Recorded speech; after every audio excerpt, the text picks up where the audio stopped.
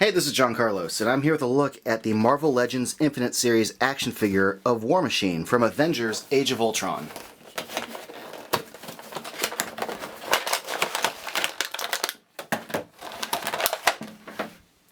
Right off the bat, I gotta point out that this is the exact same figure as the Iron Man 3 Iron Patriot figure. It's just a repaint, and it's a repaint of the exact same figure. If you want to join me here for a closer look, you can just see like the pattern on his legs are identical, like the knee joints, the kind of boot area. When you get to the chest, I mean, the paint does make all the difference in the world, but it is the exact same chest thing, stomach area, the arms, the shoulder areas. It's the exact same sculpt. It's just, you know, different paint that highlights different areas. I mean, you can see it in the arm area too. The little sculpted grooves in the side, they're all there. Even I thought maybe like the chest would have been like a different chest thing, but it's the same chest. But this is a good testament to like how a good paint job really does highlight a sculpt in different ways. Anyway, for what it's worth, there you go. But I mean, this is a good looking figure. There's no denying that. So let's go in for a closer look at one little thing you should just be aware of, which is the shoulder mounted cannon. It's sculpted in this little position here where it can only, like this piece right here doesn't actually rotate at all. It's sculpted that way. So it can only be mounted on the left shoulder plate. Like if you mount it on the right, it'll like bump into his head. Let me show you.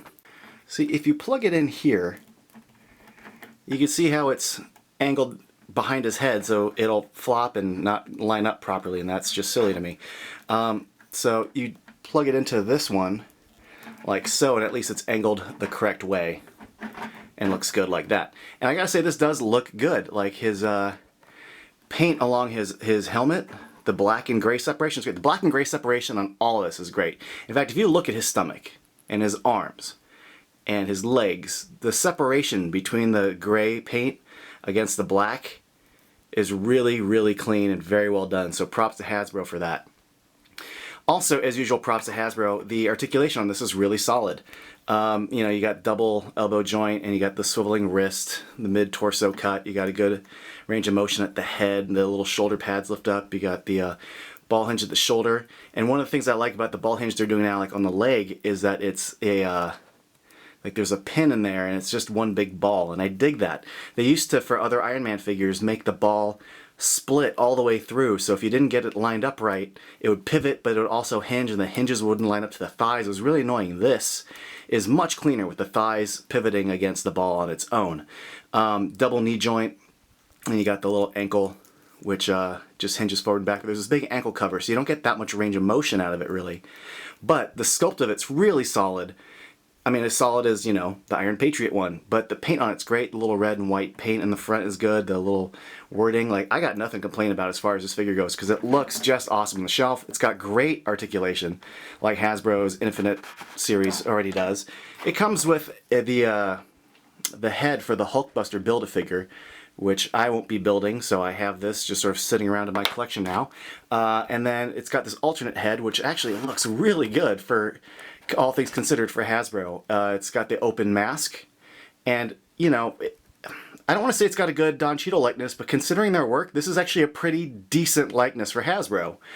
Be on the lookout if you're hunting for this. Sometimes the eyeball paint is kind of off the eyeball, and it gives them kind of a Sloth from Goonies look, but this one turned out decent, but just be on the lookout for that. Also be on the lookout for the paint lining up to the helmet, because there were some where it didn't, but this one looks really good. In fact, we'll pop this off now and see if it's easier not to put on. I mean, yeah, that worked out pretty good. So yeah, this figure doesn't come with a lot of accessories. In fact, the only difference it has from the War Machine one, if you want to get like nitpicky, or technical, because it's not a nitpick, is that both of his hands are fisted, and this this one's got an open palm hand. But he looks really cool on the shelf. He's got like a really good he's got good articulation, which gets him into some pretty cool poses. I think he's got fun playability. He's got fun posability. If you like the Avengers, if you like War Machine and Don Cheadle, I think you're going to like this. I think it's, you know, a reasonably priced, like $20 Hasbro figure, and I dig it. Thanks for watching.